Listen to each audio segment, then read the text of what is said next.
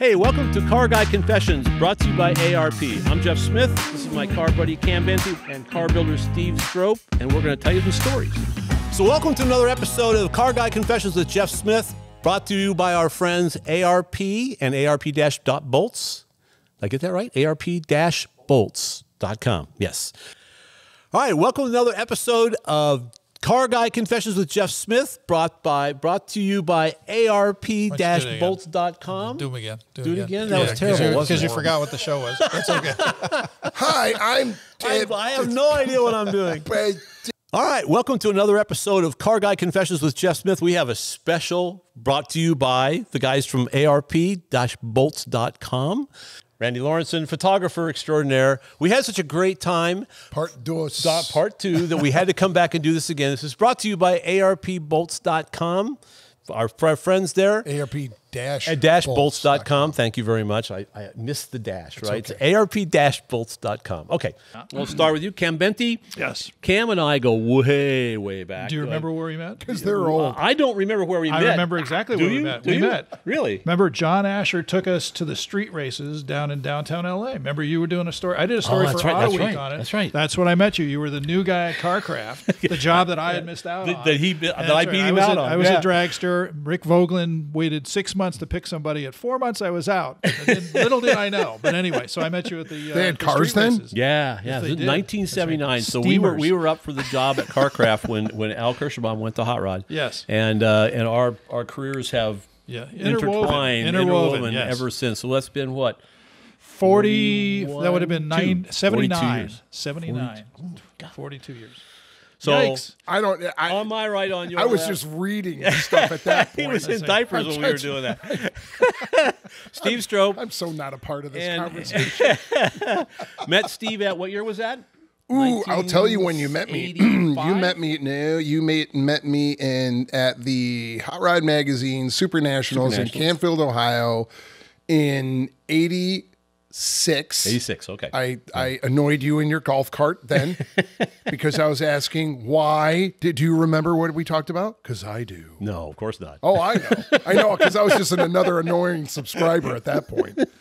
I was like, why do the people paying for a subscription don't get the poster? Yeah, the poster. That all the newsstands. So we have to explain this. We have to explain this. So I created this 3-page fold-out poster, which is a whole nother story we could talk about on the battles that went into with Randy, just everybody. No, I mean, management was he the photographer? Didn't want. No, it was management to try and get them convinced to do it. No, I mean, who shot it? Who shot the cover? The original one. Which poster is it?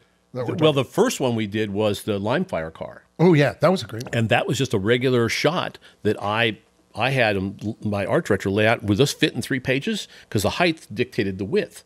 And it was just big enough. Expect more of this, folks. Yes. This is how this show's going to go. Anyway, we don't want to get spun off on that whole thing, but it was a lot. Limefire was a great car. Is important. But the whole point was it was supposed to do a centerfold for the magazine. Well, we did it, but I could not convince management to allow us to run it full run of press, which means everybody got because back then the numbers were huge. Massive. Oh, well, Hot Rod Magazine. Million? A few years later, went to 1 million paid circulation. They took one look at the production costs and went, we're not doing that. Right. So they just gave it to the... So screw the people that already subscribed. That's correct. Screw the subscribers and just put the posters in. So I have a collection of posters that I kept that I got the press to send in so that when someone like you're in luck. would complain, I would put it in an envelope and ship it to you. But that was good. Oh, my God. And that was back when I had a secretary. Now, the editor has to do it himself because there's nobody working there. But that's how I met you. Yeah. So anyway, there you go. Through a complaint. It was a complaint that brought you two together. You know what? And people it never out there stopped. that know me are like not surprised. It's never So stopped. I was attracted to Steve's car because of the way he was building cars. And that you met me in 90. The coin? No. It was when the show moved up. Billy had warned me. He said, we're not getting on too well right now. And part of it is this car. Okay. Because that is not a ZZ Top car. And the Right. Eliminator was not a ZZ Top car. Okay. And part of the fight was Billy's making a lot of money off these cars. Okay. Yeah. And so from the beginning, Billy said, you want to step into this Cadillac? This is what it's going to cost you. And the other guys didn't want to do it. Right. But they wanted the return. back end. Yeah, they wanted the return, but not the investment. Right. Yeah. Right. We stole the chain link fence from the alley behind the studio facility there at the old brewery building in downtown LA. We took the bus bench off the street out front. And we found pallets, found crap here and there. And then I rented a few odds and ends. I rented some neon because it was the 80s and you had to have some neon. Had to have neon. Got the parts from Boyd. I said, where's the original leftover parts? The real grill, the bumpers. I'll just hang this shit on the chain link fence. Right. And I got to have a 50-gallon drum and start a fire in it to let the guys, the band, be the bums in the alley with this car warming themselves. Right. You know. No Paul Rossi. Paul Rossi. The Rossi Rule. The Rossi Rule. What? Don't tap on the counter. What are you talking about? I never do that. How dare you suggest it? Why, I'm offended. That's right. I'm offended. I'm appalled. So I said, if you don't let us tie these cars together, somebody's going to get hurt. Yeah. Right. Yeah. He said, I'll fix that. So in 1976, Rossi Rule, all the cars tied together. Okay. Nice. So it's kind of fun to have the band back together. It is. Absolutely. Yeah. I feel like I want to all tap on kinds the of desk. adventures. I feel like, in honor of, homage to Paul Rossi. Yeah, we bang on the table. Wow. I think he can hear you. You'll do that. Plus pay you. Oh, well, that works. There you go. Now I went back to my buddies. Can we do this? Oh, yeah, we can do it. Okay, good. So we go over and we take it out, fast forward. We get it all done. We're there 3 full days, degree the camshaft in, pull all the bearings. You got to put your hands down. Pull all the bearings and keep your hands in your pockets. Okay, good. Okay, thank you. I'm never going to get this right.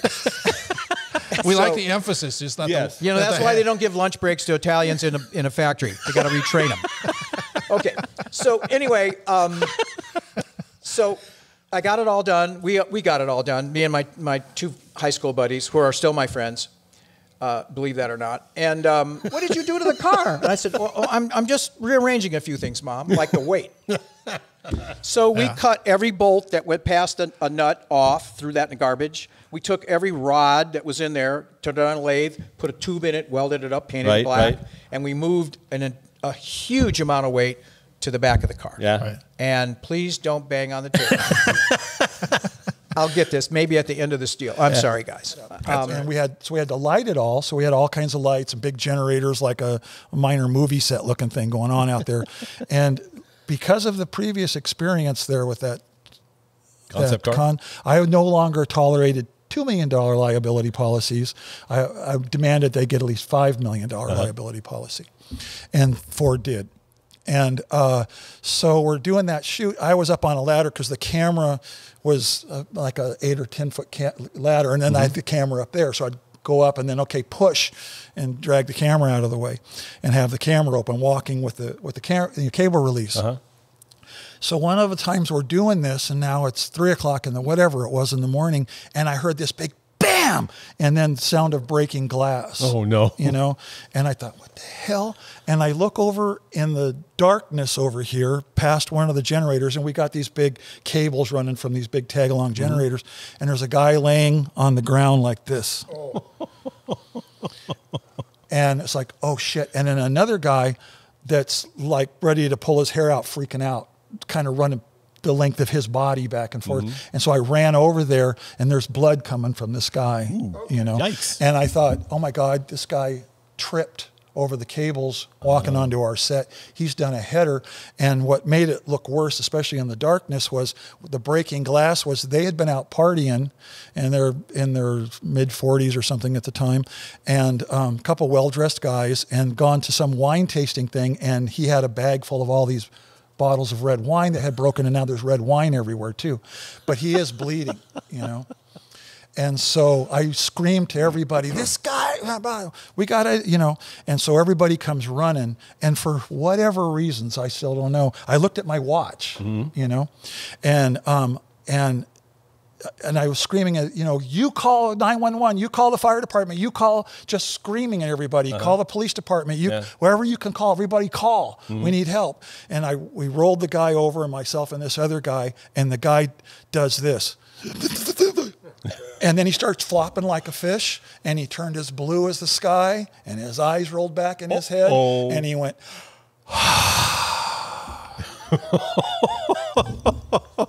Like the death rattle, right? He did. I didn't know that was a real thing until then, and he was dead. Oh no, really? Yes. And so Stevie, now that everybody's running, He was dead. he's dead. Oh, you know, crap. and so she comes running, you know, and she's like, "What's going on? Get out of my way!" And she pushes us all back. Before I'd met her, she'd been an airline stewardess or flight attendant. Teach them she CPR. knew everything about CPR and mouth to mouth. And she jumps on this guy's chest and said, she yells at this guy, "Let go of his head, pull his tongue back." And she goes, bam, on his chest, and you heard his sternum break. You know, and that's what you're supposed to do. And hit him hard. And he's got blood all over his face. He had this thick mustache, and there's blood all over. Probably from his nose or something. Or yeah, and any head wound bleeds. Bleeds like crazy. Yep. And she just face plants the guy and starts mouth to mouth. And I'm going, Stevie, you know, I mean, because everything goes through your head, you know, but thinking, what might this guy have? You know, and you're getting his blood in your mouth, and we're in Long Beach, and we're, you know, all these things, and our kids are little, and I even yelled at her, "Think about the kids." And she just wouldn't hear it, and she's pumping and pumping and pumping, and now in the meantime, we've all been making calls, and finally these fire trucks come flying up, and these guys get out of the fire trucks with all their medical kit, and there's 10 or 12 of them. They walk up the stairs like, hey, they're going grocery shopping. You know, no hurry, no rush. Hurry. They come walking up, and the guy goes, "Who's in charge here?" And I said, "I am." And Stevie's still bam, bam, bamming on his chest and mouthing him. And as this guy walks up, the head dude and the other guys with their cases full of equipment, the guy goes, "Ah!" And we're wearing a G-suit. So a G-suit is like a boa constrictor around your thighs and your chest. And as you pull G's, it bleeds pressure off of the stages, the compressor stages, and bleeds it into your, so it's like this thing is squeezing the snot out of you, and that's to keep the blood in the top half of your head, because what'll happen is the highest blood flow in your entire body is your eyes.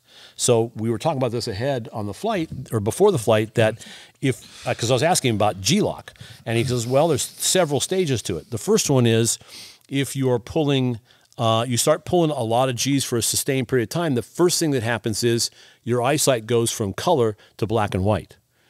Really? And he goes, yeah. And if you keep pulling, eventually your peripheral vision starts to go like, well, not yet. So it starts to go like this. I said, well, what's out here? Fuzziness and grayness and eventually blackness. And I said, so what happens if you just keep going? It goes like, okay. How you doing? Pretty good? and then it goes away. I said, then you're out. He goes, no, not necessarily. If you have, because they pull G's all the time, he says what'll happen is you still have consciousness, but there's a Volkswagen sitting on my chest, right? So 9 times, let's use round numbers, 200 pounds, 1,800 pounds is pushing down this way. My mask is coming down. The helmet is boring a hole in the top of my head. I can't breathe. And he's counting numbers off, right? So when I pulled it, I should have had my head back further. Yeah. In fact, if you go ahead and lay it back in the seat if you want. Okay. Okay, you ready? Yeah. Go ahead. You got the stick. Go ahead and pull whenever you're ready. Pull hard. Harder. Pull really hard. There you go. Keep going.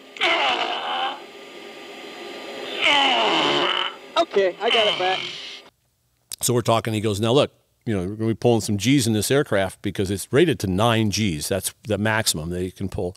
And he says, you might feel a little queasy.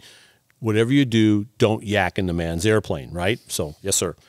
Hey, we'd like to thank our sponsor, ARP-Bolts.com. We got a fantastic little backdrop here. They make an outstanding series of bolts, almost anything you would need for engines, chassis, things like that. In fact, we were at lunch today, and a guy asked you about the bolt on the back of your shirt, and I said, well, it's really about a head bolt. They neck the stem down of the bolt on a short, small block Chevy head bolt, so that the clamp load is even across 3 different head bolt lengths on a small block Chevy. And, so that's the kind of technology that you get out of ARP. And we've all got stories on all that stuff. For a translation of what he said, call ARPbolts.com. but the message is that you can't get any better than that. No, you cannot. There you go. Nope. Excellent. And then just check them out at ARP-Bolts.com.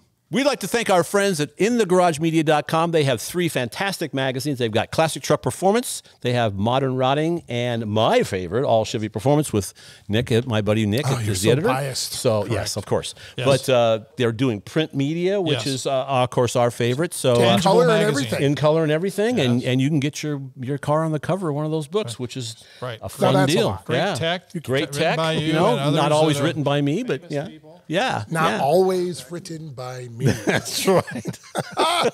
Just So pick it check up and them out read it. at InTheGarageMedia.com, and they're our friends, and they will thank you. Electric cars, electric cars. I did a story for Hot Rod about a year and a half or so ago on electric performance cars. It was built around, the story was built around the Camaro that a gentleman built for Hot Rod or for Chevrolet Performance, Chevrolet. That was at the SEMA show. Sure. And it was really designed, that car was like a 960 car, I think, something like that, which is fairly quick, but not as quick as you would think an electric car would be. But it was actually designed to be built as if NHRA were to, which is a whole nother topic, were to create an electric car, stock eliminator class, this is what it would be. And so then they never really did a very good job of explaining that. So because Chrysler came out with an electric car, immediately it was quicker, and it was like everybody was like, well, we can build 8-second cars. Why is this so lame? But it was done for a reason. But I built that story around that, and then brought in hypercars and some of the other examples. There's drift cars. There's the Volkswagen prototype that set the ultimate record at Pikes Peak. Just a phenomenal car. The most interesting part of the video, other than the fact that the driver said he had completely relearned how to drive the car because it has so much power, is you lose a little bit of power going up the hill because your batteries are draining, but you're not. An internal combustion engine, you're losing power because the air gets getting thinner and thinner and thinner, and you got to have compound turbochargers in order to make it work at the peak. But the car was still radically fast and beat the record by a ridiculous. What was it? I forget now how much, but it was a bunch. Now that's an ultimate. I mean, Lord knows how much money Volkswagen spent to build that car. $30. Yeah, or maybe 40. But the point is like it is being done, and that's of interesting note, because then or conversely, you'll do like a drag strip car, and the guy that built the car for Chevrolet is You're talking about the Camaro at the SEMA show? There was that one too from 2 years ago. Yeah, that's what I'm talking about. That's the one you're That's talking about. Okay, about. all right, very good. And then, but Cam's just he's joining actually us. a high school shop teacher, up in the Pacific Northwest, and he and his class built a door slammer. They bought a Jerry Bickle car, put an electric motor in it, and they own the door slammer record for the Electric Drag Racing Association, and that's like an 860 car, like 160 miles an hour. And these high school kids built this car. Awesome. And it was a great conversation with the guy. So there's a lot of enthusiasm there, a lot of interest, but at the same time, because for a while I was kind of thinking about maybe we should build like an electric S10 or something, as a drag strip style car, just for the fun of it. How tough can it be? And at that time, how little I knew, it's like, we'll stack a bunch of 12-volt Optima batteries in the bed, put an electric motor on there, put a throttle on it, and bam, we got an electric car. It's like, no, not even close. I was so ignorant about the whole thing. I thought these were DC motors. They're not. They're AC motors. Yes. The hot ones are. You can put a DC motor if you want to make it really simple. You could. But if you really want to do it right, and it's program, and it's insane. And I'll go. But the problem is the outcome of performance is only a small percentage and portion of why all the people who like motorsports of any ilk, why they like motorsports. They like it because it is an emotional, it's visceral, all the things we're describing, because it's human, it's tactile. And if you take away absolutely all of that, except a hardcore number that you got from A to B with, or the electric racing, like the Formula E. fake Indy, fake Formula E. F1 Which stuff. I've been to the races. I have actually been to the Formula I've actually watched it. Yeah. And I've been at the actual. I understand driving talent, and all the rest, but that is not what is enjoyable to a motorsports fan. It's the whole thing, and without it, it's empty. Well, what it comes down to, is participant driven versus a spectator driven. Yes. And that electric racing is probably never going to be spectator driven because the visual part is gone. The competition is still there, but you turn it around, bolt yourself in the seat, And oh my goodness, is that fun? Right. It's probably an e-ticket. I mean, the closest I've ever gotten to anything fast and electric is an electric go-kart track. Right. But the first lap you make and think, wow, this is fun because I have instant throttle response. Sure, I have instant torque. instant on. Yeah, and that part, all or nothing. And all of a sudden, it's a completely different driving technique. Right. Too. Well, my orientation is, when I went to the Formula E event, because I work with these guys at Green Car Journal, do some stuff for those guys, and have for a long time. They sent me down to the E race, which is on a Thursday or Friday, which means there's this is for Long Beach. There's literally nobody there. Yeah. So they run the deal, and they run it in the 2 waves, and we talked about the ridiculousness of you can vote for your guy, and you can say, hey, I want this guy to have more power. Oh my gosh, that's so where the whole wrong. racing I thing didn't goes out the realize window. that. Yeah, and I knew of that. That is plays so into wrong. the finishing position. It gives the guy an extra boost. Well, I got something to lead off with. Something that Please. was in the news. Lead off. Lead off. Yeah. off. Throw that 90-mile-an-hour fastball at me. You just got to Please get on don't. base. You The just gotta state get of on base. California, in its infinite wisdom, They're pretty infinite. yeah, well, yes, with lots of infinity there Yeah. to plug in, It's like a squished 8. has actually passed it. I think they passed this, didn't they? I believe they did. Yes. That says make that me mad. in 2035, Yes. they're going to ban the sale of all internal combustion engines. New cars. New cars. cars. Yes, new cars. But I should put that in there. Yes. But I have an interesting part. If you read all the details, it was Which I read some of it. because I read but they are going to allow plug-in hybrids that get 50 miles on a charge, which basically kind of negates a lot of it, which is also the way that you get the trucks in, because the trucks could have internal combustion engines as long as they have a battery pack that'll Right, go a battery for pack, 50 miles. But It's basically they were having an in-office or somewhere, a group of people, not just the editor, talking about electric cars. Really? Back then? Yeah.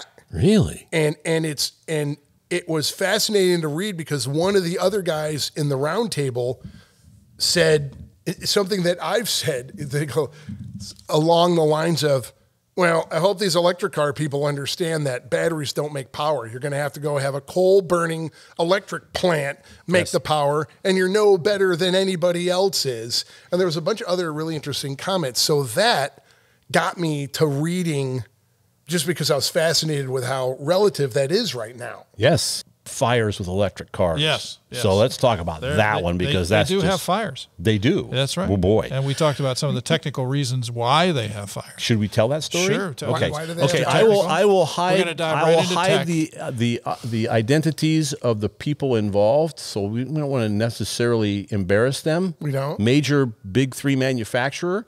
So we this don't? story it comes to me first person. So in the early days of development of the electric cars. In Detroit, when Christmas time comes, the whole town shuts down, right? Everybody goes home for 3 weeks. So at this particular manufacturer's plant, they had placed 3 battery packs for a typical electric vehicle, right? And they were separated by themselves on a concrete floor, just like here at our undisclosed location. Batcave.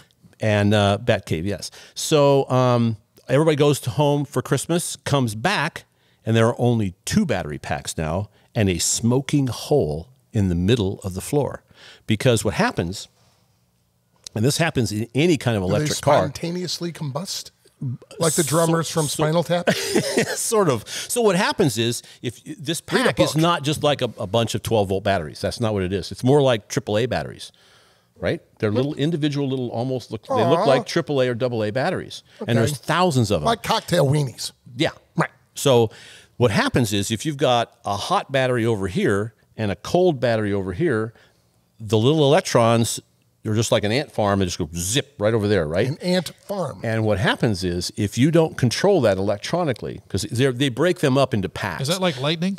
A little bit like it. Cold and hot? So is Cold it and hot. passing through the concrete floor? How's it getting from one No, bundle it's to the other? going, because all the batteries are connected. They're all connected. All 3 are connected. Yeah, Or 3 all, packs. I mean. well, and then the thousands of little inserts. And if you don't control that with computers, Charger Except for the Daytona tire SRT. noise. That was the new one, right? That's the new one that just debuted. okay, yeah, That's the one that I had. I can't remember who was at the debut, but what was wild was they pipe in the sound, and the sound isn't even relative to the motion of the vehicle. It's like it's Yeah. it's got So it's it was just under a load. soundtrack. It's just the soundtrack that they dubbed in.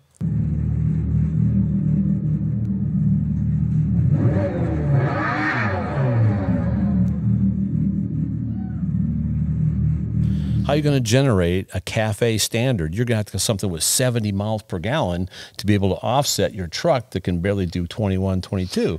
And so there's no easy way out of that conundrum except to go electric, because then, and I've seen the conversions, and I've never really sat down. It would be fun to actually do the math and try and figure out how this works. I'll have to have somebody that's much smarter than me figure this out. But it always looks to me like the mile per gallon thing is heavily weighted towards electric vehicles to make them look good. So the government's even going to say, sure, cheat it the other way because it makes them look good, and that's what we want. The electric stuff, theoretically, its position is to be better for the environment and the world.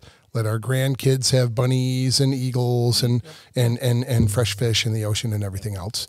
The reality, or the partial, I'll be careful, the partial reality that none of them want to admit to is, as of now, there's always learning curves. As of now, making those cars is caustic, and no one's got anything, no answer what to do with all the discarded batteries in the next 10 years. I don't know if you ever saw the... You can send your hate mail below, by the way. I'll read all of it, which I won't read any of it. Shooting something and just a handhold thing. There's no way. Quick, not gonna get, no way. Yeah. Crazy. That was back in the prop Crazy. days when we would go get crazy props and do things, and it was a lot of fun. Yeah. Do you still have a Prius? That's like asking, when did you stop beating your wife? Come on. There's no good answer to that question. Exactly. Of course not. For those people, here's a news item. If you have the second generation Prius, which is like 05 Our condolences. Yeah, sorry. Sorry about that. You are the #1 target for catalytic converter theft. Really? And really? Number one for the second generation. And you know how much it costs to fix it? Oh, I'll bet it's astronomical. $3,000. $3,000. No, we got we're getting $9,000. That's it. $4,500. Put a cat. 3 months ago. Wow. Why are they stealing the cat from Priuses? Because they've got the most precious metals. Precious metals. Because what you do is you sell that. They're big, and there's lots of precious metals in them. Easy and for you to say. I know it isn't. and so they just go in there with a sawzall. A cordless sawzall. And I saw something. Hey, you pulled a me. Ah, yeah, I pulled a you. Yeah.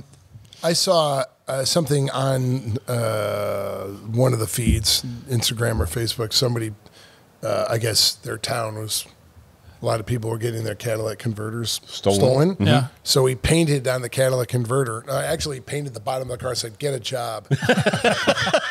It's an S3, right? Model 3. Model 3. So we just went for a test drive, which we will plug in, I guess, throughout the discussion here with big smiles on our faces. So I got a chance to drive it. Daniel drove it for us. Steve wasn't interested. We got to throw you under the bus. I deserve this. So the whole concept here is to bring someone in here who actually owns one of these vehicles, knows more about than we do, and to talk about some of the advantages and the pluses. And having driven it, it's throttle responsive, man. Definitely true. We were mentioning in the car that for us gearheads with internal combustion engines, we're used to torque curves that start out low, build up, then fall back off again, and you have to have gears to help you get there. This doesn't need that. It has instantaneous torque. Instant torque. Instant torque. Everything right at the hit.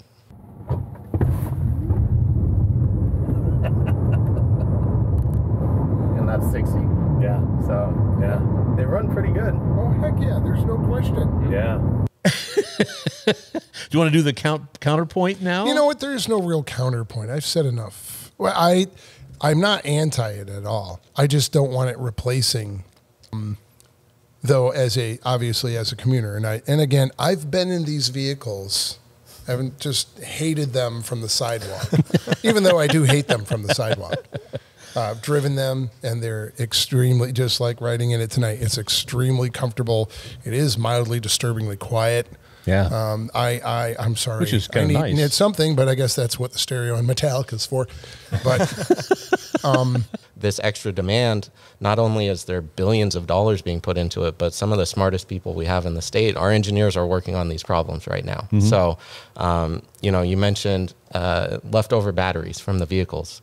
They have different grades of batteries. You know, the highest performance can go in a car because they can be discharged very quickly and charged back up. After they age out, you take the cells out because they're all modular. You build cells into modules, construct into packs, put a computer on it, put it in the car. After that life cycle is done, you can take out the cells, or you can put those packs into energy storage on the grid. I can't. It's used everywhere, and now it is used. I'm very happy that publications from the other side of the pond, like one of my absolute favorites of all time, Evo, Octane, and other books have adopted. Is this the term? The term Resto-Mod. Yeah. Because there's so many cars there's Jaguars being redone, there's Porsche, there's a million different makes and European stuff being brought to new life, like our Camaros and Mustangs. Right. I'll just say it now. I hate that word. I hated it the very first time I saw it. Notice I'm looking directly at the camera to whatever editor first created it. And no one's ever taken credit for it either. There's probably a good reason. Here's your little violin. Yeah. Resto-Mod. Restoration modifications put together in one word. Oh, my. I'm going to use it more often now. 44 Magnum in my brain stack. I'm doing a Resto-Mod Primla fan. Yeah, I bet you are. Yeah, I bet you are. On that website okay, I'm done. now, right? I'm done complaining. I've never gotten to publicly say that, so I feel I'm a whole person. So you're unburdened now. I am unburdened. Yes. The word was You look so, lighter. Pretty much. The word just drove me batshit crazy the first time I heard it. Resto-Mod. Okay, I'm done. Sorry. Okay, good. Moving on. So we'd like to thank our sponsor, ARP and ARP-Bolts.com. And I mean, we all three build cars. We all work on this stuff. And I tinker. You tinker. I tinker. Yes, we all build. Yeah, and you know what? It's kind of a really cool multiple purpose fastener for me, because there's all the science and all the technology, which is bottomless. Trust me. Unbelievable amount of research that they put into these things. Absolutely. And on top of it, you get them out of the package, and they're absolutely beautiful, which I've joked before. It's like jewelry for your car. And when pre-oiled. we're building when we're building a high-end car, there isn't anything else going on it. It's part of the criteria for me to have them lining the engine bay, not just on the engine, everywhere. Yeah. Right. So you get all the strength, the durability, the reliability, and fantastic good looks. Sure. Kind of like Jeff here. And without peer. Without peer. And you know what? Or pair. Without peer, there's nobody else that does what they do. It is. So check them out at ARP-Bolts.com, and they can help you out.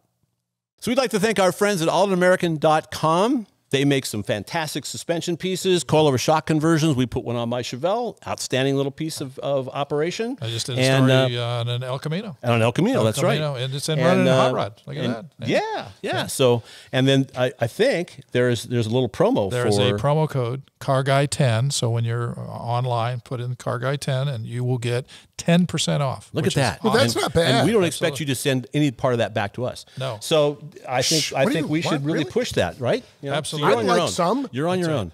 So thanks again to allamerican.com, and check them out. So Bob is a dude that wants to drive really fast Fuel drag cars in Fuel the cars. 60s. Front engine fuel cars. Front engine dragster. So he's nuts. Yes. Right?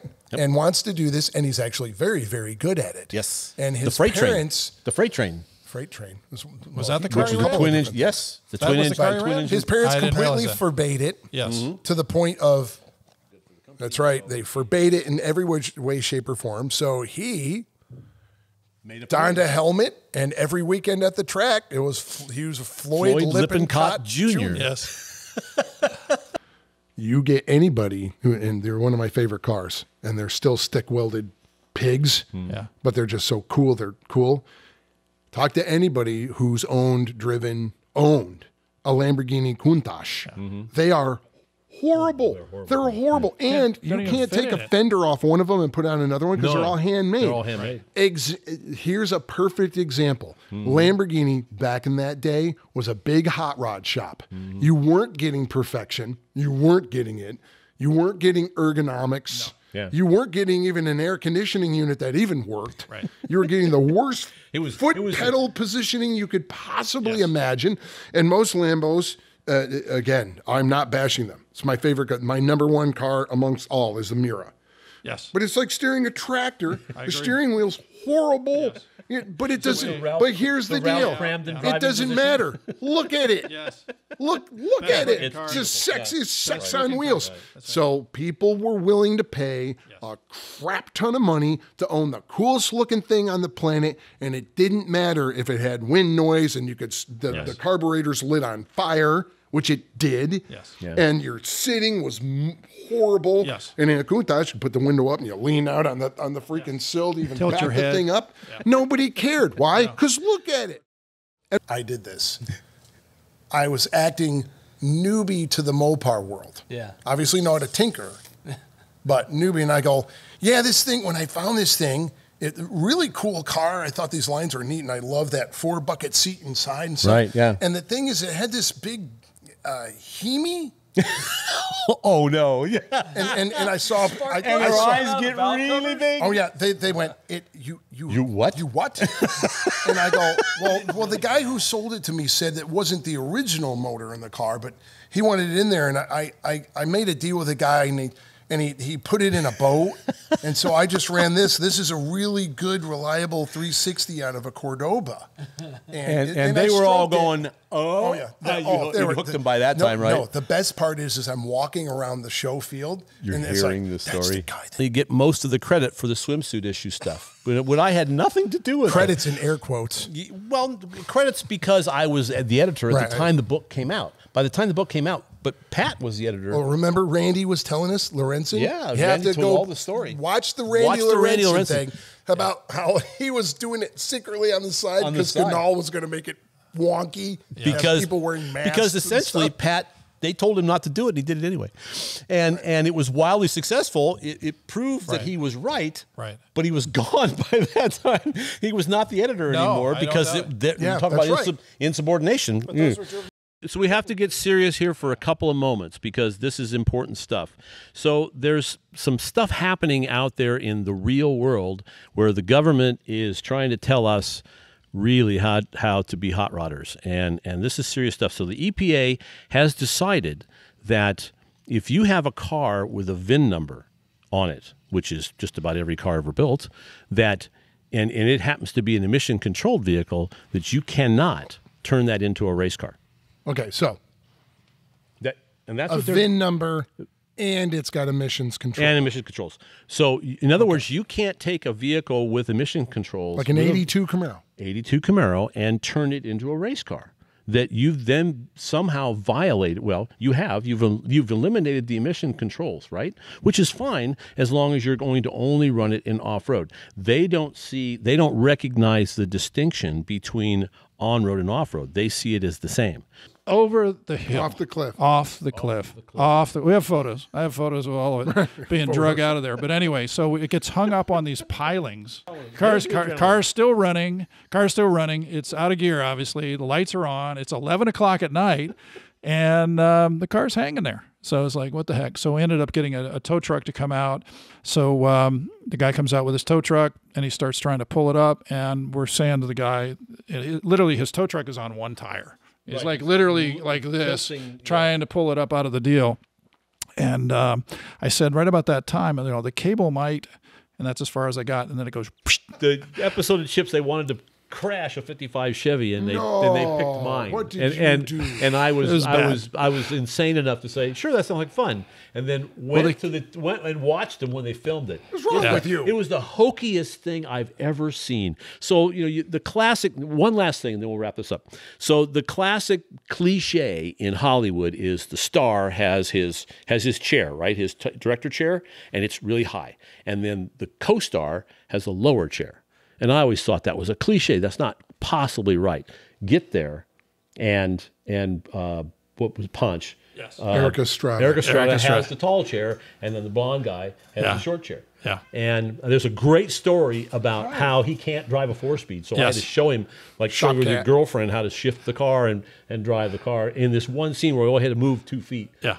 It was just insane. Sounds about right. Yeah, it was. That really soured me on Hollywood because it was like, this is very low rent. This is under low rent. But didn't they keep offering you like money if they flip? Worked up at the Oakdale Mall. Now the Oakdale Mall at night. Doing what? Oh God. Well, a variety of different jobs. You were like I worked at Wilson's Leather and I worked at the Gap and. You weren't looking for Libyans or anything. No, I wasn't. So anyway, this mall around the perimeter is fantastic because it has elevation changes. It goes up, comes down. It's got a corkscrew. See where I'm going here? Yeah, this is an autocross course. It's the best autocross ever at about quarter of 3 in the morning. With elevation changes. All over the place. Oh, boy. Drops and S's. So I donned the helmet, put on the gloves, about quarter to 3 in the morning. And we were both very close. We were within I think we were a mile or two, an hour of each other in ramp angles and distances. But, Martin's underneath me in a Formula One car. And I don't want to drop a 35,000-pound semi-truck on my buddy. It involves a certain amount of trust. Yeah. And, that was my main concern through the whole time. And the last thing, this was my mistake, actually. The last thing I thought about was myself. Not that I didn't spend a lot of time thinking about me, but I spent more time thinking about his safety and what are we going to do and how are we going to do this. And, how fast were you going, out of curiosity? 71 miles an hour is all we could get out of that truck. Yikes. That's it, huh? I would have liked another 5 just to have that, insurance policy. Well, I know you can go faster than that in a semi. Certain trucks. Yeah. Certain trucks. I've seen you. Yeah. I've seen you. Okay. 71 is not, it's not even in the window. But we got a Guinness World Record for being dumb enough to jump a truck in a trailer. Yeah. So the bottom line is you'll see the video. He's going off the top and the Formula One truck is going underneath. Formula One car. Yeah. I'm sorry, car. Yeah, sorry. Not truck. But going underneath and completely clearing before the truck comes down. And there can't have been that much room. The video suggests that the car entered from the right side and kind of crossed in sort of a diagonal and exited the left side as the truck jumped through the middle or over the middle. Right. We didn't have enough speed, and so we all decided that he was just going to come in there at the end of the ramp and hook a left and spin out because that's the least amount of time under the truck. And then before we jumped the truck, we did another shot where he's parallel the truck as if the truck's landed and they leave the shot side by side. So, but then as you go along, there is a deal, and again, we've got the video where you can see that the safe is actually a truck. And it's got a front piece on it that is the safe, basically. It'll all be taken out in post. Okay, so this has been fun. This has been heaven for a car guy to come out here and talk cars with a bunch of people that own a wide selection of different cars. It's not all Corvairs or something like that. It's an eclectic bunch of cars and stuff that we all love. Are the Corvettes? Corvairs are coming? The Corvette. Could be. Why didn't you tell me? I have a hidden little thing for Corvairs. You do? I don't really know why. A hidden little thing. Got to get a Stinger. It's like something. Got to get one of those Stingers. A Stinger would be fun. Yeah. Stinger would be fun. You kids that don't know what that is, look it up. Yep. Well, first car by Yenko, right? First thing by Yenko. Yes. So anyway, was. No Stingers here today, but a lot of fun, and we kind of bombed on Hot Rod's deal here. Yeah, we did. Barged in and took control, which was fun. But John's a great guy, and thank him for helping us out with all this stuff, and get a chance to talk to Lefty and to his son Garrett, and just a lot of fun. And so and we're going to pack this up, and then they're going to put cars here in the garage, and cars in the driveway, and do the sweet light. Wait for sundown to have the big shoot with all the cars. So it's going to be really cool, and of course, look for that in an upcoming issue of Hot Rod magazine, and it'll be on hotrod.com and all the usual places. Yes, I understand that Lefty told me that you could have the Pantera because this ran so well.